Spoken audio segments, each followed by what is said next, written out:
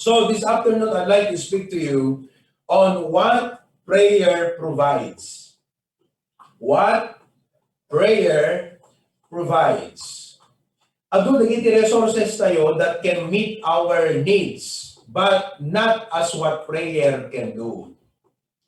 And there is nothing you can do or you can have that can replace the work of prayer. In other words, you can read a book to enhance your knowledge. You can establish a network to have friends and gain and make networks with people, but it can never replace prayer. At maramida natin network tayo, social network, at maramidan na iti panang-enrich tayo, iti panunod tayo through reading books, but they can never replace prayer. So I would like for you to realize this afternoon the role and the place of prayer in a Christian. So that may encourage tayo kakabsat nga mang-establish iti daytoy nga tawen. This is February, and so that we will establish a very strong, dynamic, and consistent prayer life. So let me share with you this afternoon what prayer provides. Manalangin muna tayo. Father in heaven, thank you for this message. Sa title pa lang, sa introduction pa lang, remind na kami, Lord God, of the place of prayer in our lives. Yes, we can be busy with many things, but we should not allow ourselves to be too consumed with our busyness, with ourselves, that prayer is never done in our lives. Lord, help us to realize there is no alternative for prayer. There can never be any substitute for it. It is a must, it is indispensable. We cannot survive, we cannot make it to this life without establishing a strong and consistent prayer life. So I pray that you would bless me as I speak to your people in Hawaii. We have Brother Jeff in Saudi and our brethren in the mainland U.S. I pray, Lord, na sikat mag-bendisyon na dagang sa kapala. Even those who are watching Brother right now on YouTube, kayo pong magpala sa amin lahat. In Jesus' name we pray. Amen. So, what does prayer provides? There are 8 essential things in our lives that only prayer, true prayer, di gito'y kakabsat kat mamit may sabat itibiyat tayo. First of all, prayer provides, number 1, protection. Panakasalaknib, panakaigaga, panakaiwawa, ano namin, the term na yun? Panakaikanawa. Hang na maiwawa, no? Panakaikanawa. That is what prayer does. In Psalms chapter 16, verse number 1, Psalms chapter 16, verse number 1, the Bible says, the psalmist David, kunana, preserve me, O God, for in thee do I put my trust. The word preserve is an essential word for every Christian because there are many elements that can spoil our lives. When I refer to our lives, tibiyag tayo kakabsat, na duma-duma nga aspeto, iti pakabuklan, itibiyag tayo. These are the basic building blocks of our lives. And once nga ada iti weak link kada ito yung aspeto, tibiyag tayo kakabsat, there is a possibility nga datayo ket manakroon. And the only way that we could protect and preserve these aspects of our lives from the elements of this world and from the devil nga mag-spoil is by prayer. You know, kasapulan tayo kakabsat, iti physical protection from day to day. Pag bibiyahe ka, exposure kadigiti tao, whom you do not know if they are carriers of the COVID or not. You have no idea. But let us realize that through prayer, God puts a hedge of protection around us. Our mind should also be protected. Laglaripon tayo kakabsat nga dahil panunod tayo is the program of our lives. So no anya di operating system iti panunod tayo, dayjay iti agbaling nga behavior, conduct, ken pananaw tayo iti panagbiag.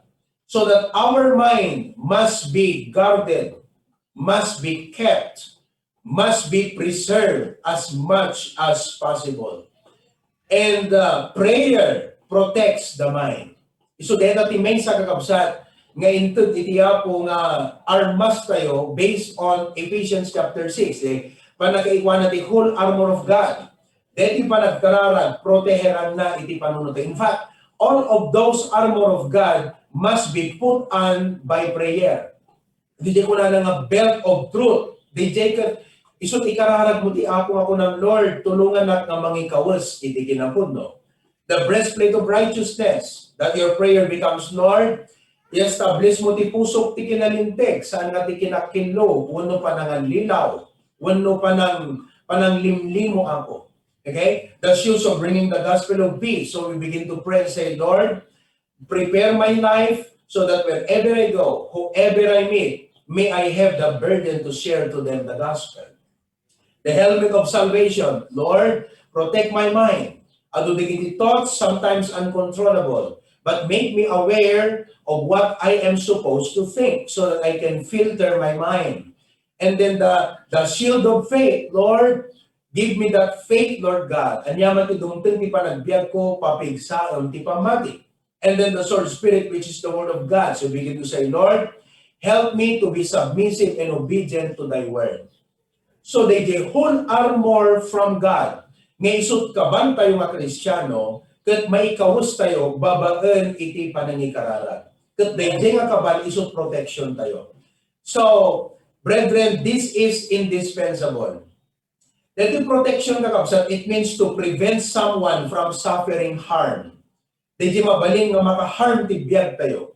Uno bang ti injury kakabsat. Iso nga, di kita agbot motor kat, agisuot that helmet, because in case dumteng iti pan naka-aksidente, matulid da, eket masapol nga numan bilang, example lang, maitupa, at least adamang sarapa, DJ vibration, impact. So protected, DJ head. Kastamo ti biyag tayo makabsat ti panagkararan. So you realize, nga ti Kristiyano, nga saan nga managkarkararan, kat vulnerable.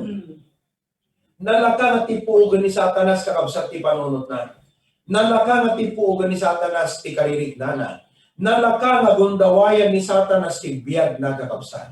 So listen, you can be busy, yes, because that is important in life, because you need to work, you have your family, a lot of things to be done. But, you cannot live without prayer, because prayer provides protection. So I hope na DJ pa nang i-elaborate ko kakabsat, na awatan nyo ti scope, kung sakop iti maaramidan ti kararag ti biyag tayo. I cannot overemphasize this point, but I just want you to realize that prayer provides protection. May ikadua kakabsat, prayer provides purpose. Prayer provides purpose. In Romans chapter 12, verse number 12, Romans chapter 12, in verse number 12, it says here, naragsak ti pananginanama, rejoicing in hope. Every Christian will always have joy. Ano nga ni Brother Jan, the joy na. Hindi ka, amin tayo, Brother Jan. Buti ka may joy ka, Brother Jan. But every one of us, believers of God, can always have joy because our joy does not depend on the present. Our joy does not depend on our situation or on what we have, but our joy depends on our hope in the Lord Jesus Christ. Nakasadag ken nakabatay, tiragsak tayo, kadayjay inanama nga dakada tayo ken ni Apo Jesucristo. Then the Bible says, patient in tribulation. These are very powerful things in our life so that we can survive in this present life. Amo yun. Dati agda mga biyag tayo sa totoo lang. Kuna na ti Bible nga ron kakabsat kat we are pilgrims and strangers. Dahil agda mga biyag. Ti pilgrim ket agdaldaliasat tayo lang. Stranger ket ganggan na ket. So this is not our home court. In other words, we are not in our home court advantage. No kuma Golden State, no mapanda makilaban ti sa baling court kakabsat, medyo affected da. Ngem no ijay da, DJ kas lang ididati aya. No ditada Oracle, kakabsat lagay ayam, apaw, DJ pela pa nag-chill. Dagiti taga Bay Area kakabsat ka talaga na it gives them enough power more than Gatorade or Sting or Cobra kakabsat. Ito nagalakwad ang aris gagan bilag. Tapnon di kastagat agay ayam. You know, it's a home court advantage. But you know, that ayam tingalubong isang our home court advantage. Why? Because we find a lot of enemies here. This is not where we belong. This is not our home. We are pilgrims and strangers. But you know what? Uri awan tayo kakabsat ka dati home court advantage tayo. Victory is possible because God gave us a tool to overcome all of these things by faith, and that is prayer. So patient in tribulation, continuing instant in prayer. Kung ano natin Ilocano gat managtalinaed, iti panagkararag. So that the prayer, that isot may sangamang tagking, ano purpose ko lang namin kat, it's a reason. It's a cause. Kumbaga, what is your reason ba't hindi ka madi-discourage? Anong reason mo bakit ka magpapatuloy? Ang pwede mong isagot dyan, well, because of prayer. I live to pray and I pray to live. You know? Ano ka na sound di jay? I live to pray. In other words, ti may sa nga goal, ti apo, ti biyag mo katag baling ka nga managkarkararag nga Kristiyano. Deta kakabsat, iti may sa nga sayamusom nga offering ti Kristiyano iti apo. Prayer. Did you know that the Bible says in the book of Revelations that prayer are like the odor of an incense that come before God? So whenever a Christian pray, nga humbling iti puso na tiyapo, nga dapanagtalit na itiyapo, na bangnong ayamuom tiyapo di jay. So every time a Christian will pray, is actually stealing the very odor, the scent that comes before the presence of God. We live to pray. And the other way is, we pray to live. In other words, agkararag tayo, tapnon masulnitan tibiyag tayo. Tapnon masupusupan tibiyag tayo. So we live to pray and we pray to live. I want you to take that for a moment in your mind. We live to pray and we pray to live. So prayer provides purpose. Nakadudig hindi na tao na tagawsat, di damo na niya pangguti pa nagbiag da, ya? Conforme ti mapanunod da, conforme ti matartali kagayan da. But here, God is very definite with us today that we live to pray and we pray to live. Number 3, what prayer provides? Another thing that prayer provides, brethren, is power. Power. Bilag. In the dictionary, power means the ability to act or produce an effort. You have an energy. You have an inner resource in you to be able to act. In other words, you won't be able to do this without this power. Okay? Hindi mo magagawa ito kung wala itong kapangyarihan ito na nasa iyo. And you won't be able to produce this effort without this energy. Kaya amoy yung kakabsat, aminon tayo nga iti panagbiag, ado digiti task and trials. No task ko na tayo, digiti duties nga masapol, nga ibaklay tayo. No trials ko na tayo, digiti parikot, nga masapol, nga sangon tayo kakabsat. So life has tasks and trials. And at times, we find ourselves lacking, inadequate, or makita tayo tibiyag tayo kakabsat nga kaslang dete, we are fainting kunan tayo. We become weary, mabannog tayo, agkapoy tayo.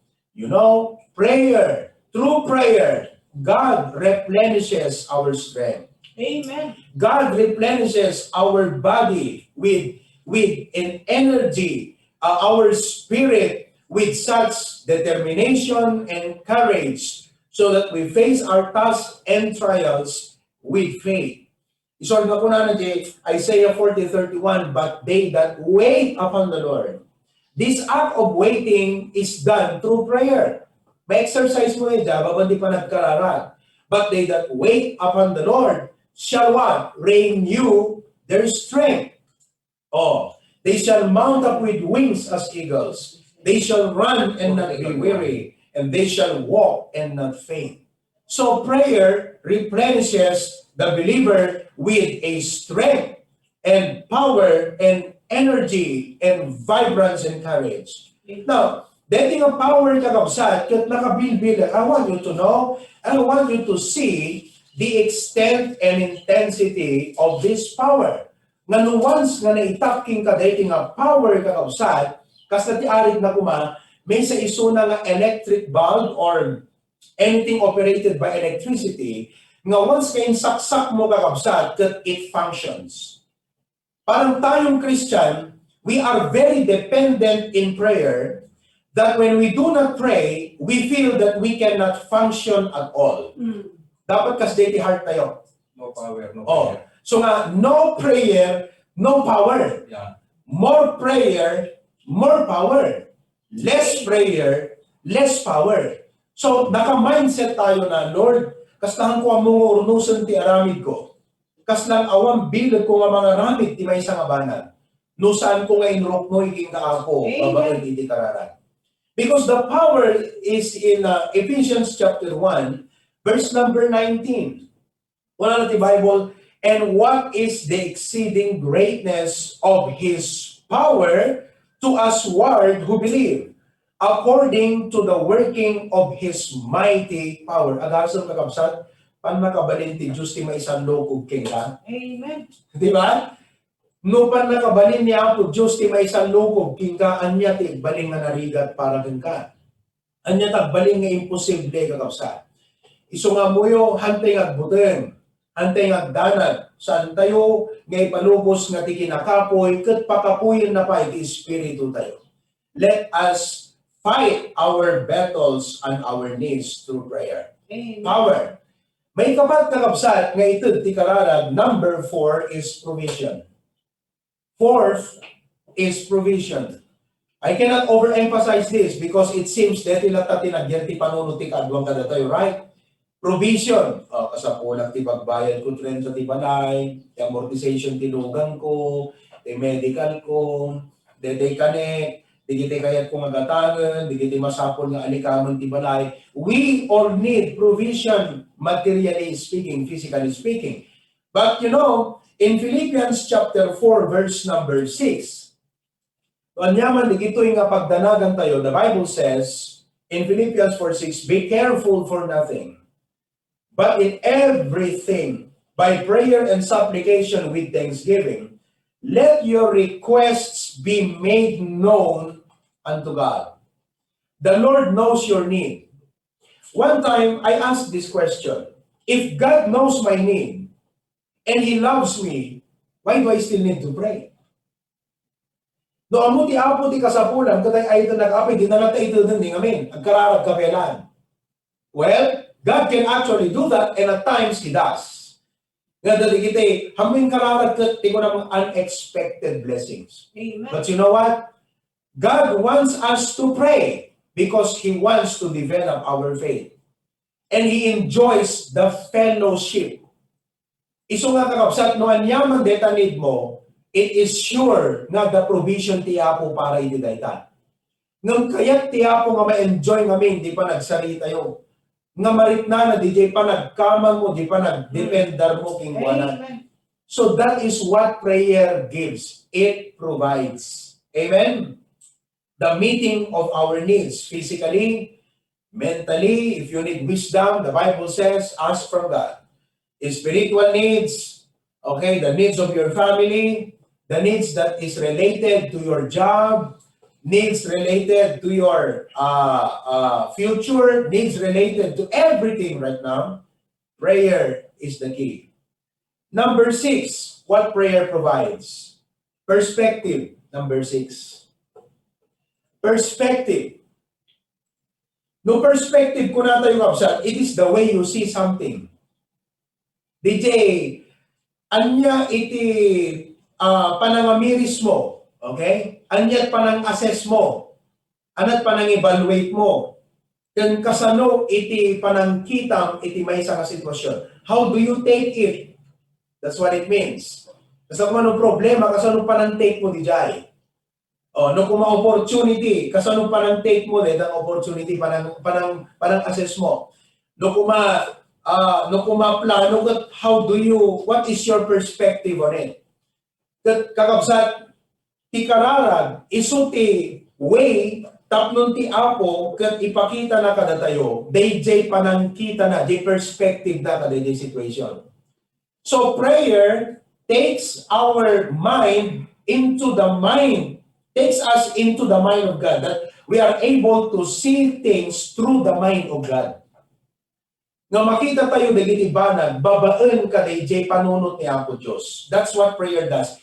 It brings you to that point nga kaslang DJ adayo nga banag kakabsat, makita nga nalawag through the telescopic eyes of God. Kala yan ang amin deta irin. I think it was in Malaysia, dete kwan, daka peak, di kakatuan. Oo, tapos ada ilubot mo, ay di kwa gayam, di Dubai, di Burj Khalifa. At dati kwa di kita kala telescope, mausaram, kat no i-zoom mo kakabsat kat makita mo, di at dati baba, nga no, through your naked eye, hamo nga makita nga nalawag kakabsat, nga through di nga telescope, no ikabin mga kastagat makita, magbag na nakalawlawag di gijay tao. So di pa nagbiag, lumawag, di pa nagpanunod tayo. Lumawag, ti pa nakaawat tayo. Lumawag, ti pa nagkita tayo. Tangamin, DJ pa nagkararag mo, panangibinsa-binsam, di panikot mo ti ako, ikabil na ka, ijay sitwasyon, nga makitam tun di ito'y, babagan ka DJ, panunod ti ako, is like the telescopic eyes of God.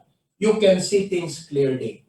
Kasi mo, basa ka't Biblia, ang maawatan amin, di ba? Understanding, ti may sa pwede, how do you see? Perspective. So, when you begin to pray, God opens your understanding. Deta kakabsat ti blessing iti prayer. So nga, uri pilpilitan nga awatan ti sitwasyon, hamo maawatan naging nga din ikararag. Di ba? Uri pilitan kakabsat nga kasla aksepon dagiti banag. No hamo nga ikararag ti apo ket makitam dagitoy nga sitwasyon, babaan ti panagkita ti apo kakabsat. Nahigat no aksepon dagiti pasamak ti panagbiag. Right? So prayer gives perspective. In 1 Thessalonians 5, let me just read. 1 Thessalonians chapter 5, verses 16 to 18. The Bible says, rejoice evermore, pray without ceasing. Look at the next part. In everything give thanks.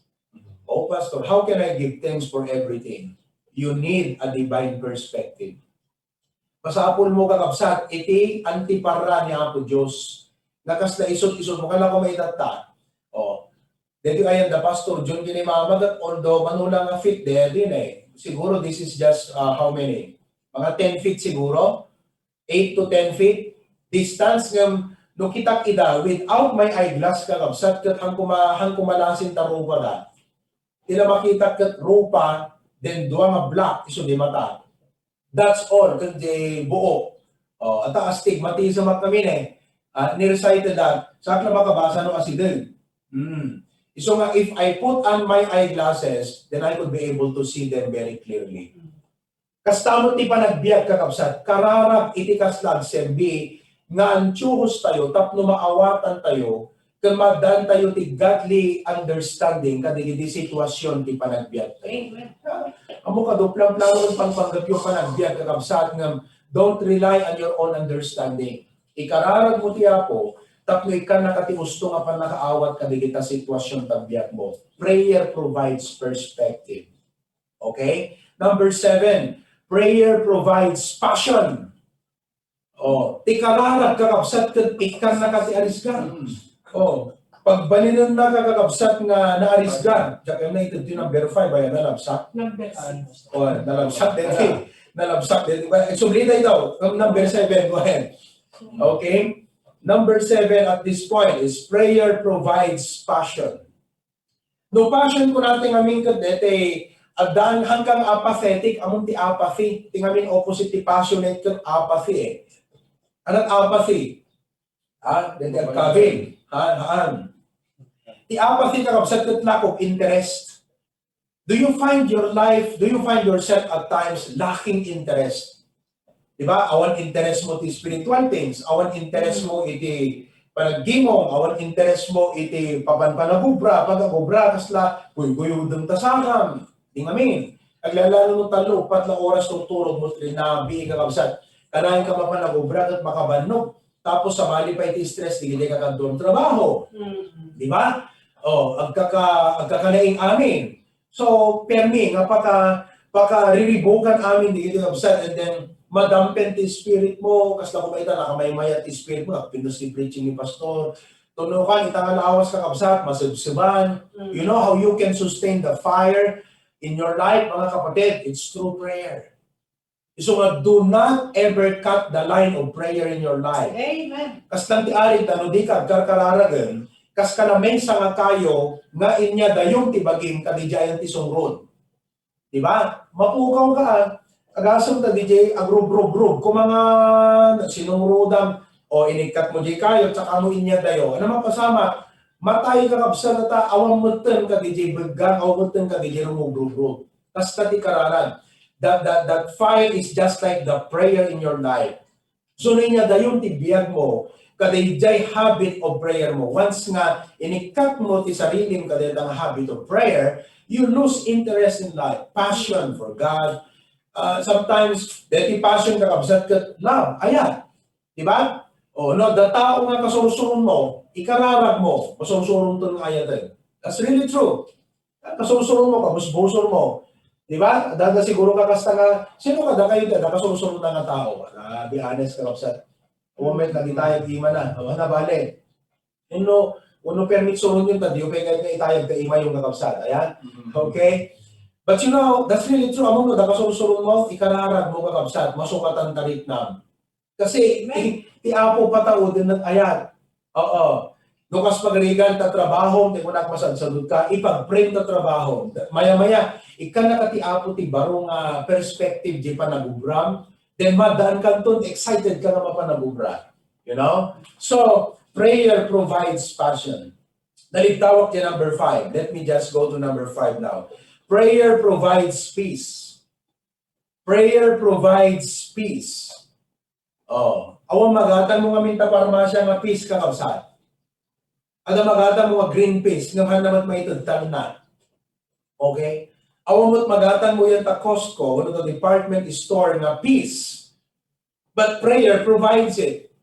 No peace ko lang namin kakapsat, it does not mean that you are problem-free. There is no problem-free person. Awan tao ang problema na kapsat. But to be peaceful is to be carefree. You may not be problem-free, but you must be carefree.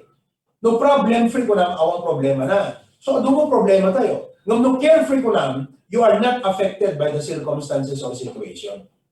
Kasi adatal good tapusong. Adatal na tapusong. Okay? In Psalms chapter 3, verses number 4 and 5, Psalms chapter 3, verses 4 and 5, it says, ngem sika o apo, timay sa akalasan amang lawlaw kanya. Okay? Tidayag ko, ket mamatan-ok ti ulok. Awagag ti apo ti timek ko, ket nangignak, manipod ti turod na nga nasantuan. Sela. Gasam deta ko na nakabsat, but thou, O Lord, art a shield for me. Si kaapo, hindi kalasag ko kunanan. So, do kalasag ko lang namin shield, it's a protection. So, it means kakabsat, amo nga dati apogan ka, uray anya di sitwasyon, hanggang affected at dati apogin ka. That is peace. The peace of God which passeth understanding shall keep your heart. Amen? Lastly, number 8, what prayer provides? Number 8, it gives purity. It gives purity. Kada tayong anak ti apo kakabsat, daytoy itimay sa nakayat tayong disiplina ti biyag tayo. Kasla kumano balay, mading kayat ti balay nga nagulo. Mading kayat ti balay nga narugi. Tingamin. No kumalugan, mading kayat ti lugan kakabsat nga wara-wara, di unod na. Nagatado nga rugrugit yan tao na. Di ba nagpintas ti aglugan kakabsat among uri kasalot kinabaruta lugan mo kaggatang. no naasagan ka kabsat kada adumat tinatnat nagrap-rapper kadang amin, feeling mo daanan.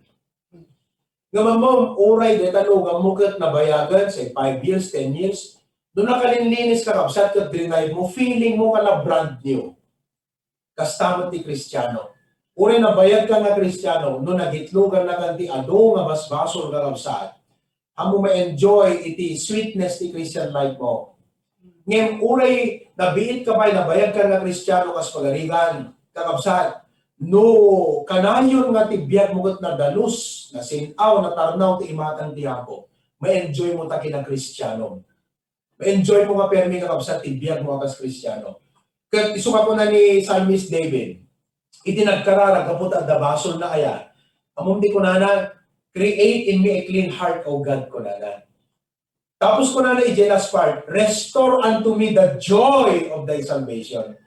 Because David knew, kas lalugan kakabsat, uray ka baro nga lugan, uray na kangin, ngina nakapimpintas nga lugan, no ka na nagbasuran taunag ng kakabsat, awan ragsak mo nga dry, hamo ma-enjoy. David realized that though he was king of Israel, that though he had power, that though he had everything in command, but the sin made all a big negative difference in his life. So ako na Lord, ikatam dedi kanya, create in me a clean heart, kat sukatam ampo itiragsa. Brethren, prayer cleanses us. Tikararag, isut mang dalos, kas na numalugan, isut mang karwas. Uso mo tlat karwas, ditayan nyo kakabsat, puno digay, dalos nuglugan niya. Karwas. Ang naunay madaldalusan nuglugan kakabsat, basta ride and go aya. Drive and go, kadyalat na kami, awan na kakabsat, dito ikat by the grace of God, mamin pasari mamin, duat makalawas na dalusan na dito lugan ko, dito workers and Bible student. Do sa atong day night ang kakabsat ka talaga general cleaning, talaga wak nita, day ka nanda amin kakabsat na digite, mat na, lukatan da amin, vacuum da amin, kakumpleto tayo maggamit ni kabilyan. Adalak ka na vacuum tayo, adalete power nga washer tayo kakabsat, kadaldalo. So nga, no sakayat no kati Domingo no kas pagarigan kakabsat, kat apaw, permi nga manana mo di na brand new na kakabsat. So ano narugit ibiyag mo kas Kristiyano, di ma-appreciate na kinang Kristiyano. Ngayon no, ada disiplina nga magdalos ti biyag mo Kristiyano, manana mo ti samit ti panagbiag ti Kristiyano. And it is prayer that will cleanse you. So it's either sin will keep you from prayer or prayer will keep you from sin. Mabaling nga dagiti pleasure nga panagbasol, iso ti rapod nagkararag ka. Wano, dahil pa nagkararag mo, iso iti manglapod king ka nagbasol, tapno ti biyag mo na sinaw ken na tawnaw. Amen? Amen. Iso nga no Kristiyano ka kakabsat, although busy tayo, okay, although at dagiti provision tayo materially, nung saan tayo nga kampante, an tayo nga kas nag-relax iti Christian life tayo, nga mabaybay antay dahil nga banat, because dahil walo, ngayon buray mo kada kayo, nga ipaay ti Apo, babaan ti karara, masapol nga itibiyag tayo at dadikitoy. Amen? Prayer provides protection, prayer provides purpose, prayer provides power, it gives provision, it gives peace, perspective, passion, and purity. Anyo man nga may kabesa amin, matandaanan amin, ng amoy nga may sa punto na kakapsat. Biyagan tayo, proven tayo, iti prayer life tayo. And all of God's people say, Amen and Amen. So, dakkel man dito yung kakabsat na challenge kada tayo di spiritual life tayo. Okay? Let me just pray, then I'll turn it over to Preacher Glenn for more announcement, then Pastor Jim will close us. But let's pray. Lord, thank you for this message. Gusto unay ampo, at times, we don't pray much because we rely on ourselves too much. We don't pray like we should because we feel that everything is going well. But Lord, there are things in our lives na nuhami kami kararan apo, we fall apart. So, Lord, thank you so much nga naipalagip ka na kami apo, di pa nagkararan. Hindi siya nang bigyan kakabsat apo, di Hawaii, di US mainland, di dumang lugar apo. In Jesus' name, Amen.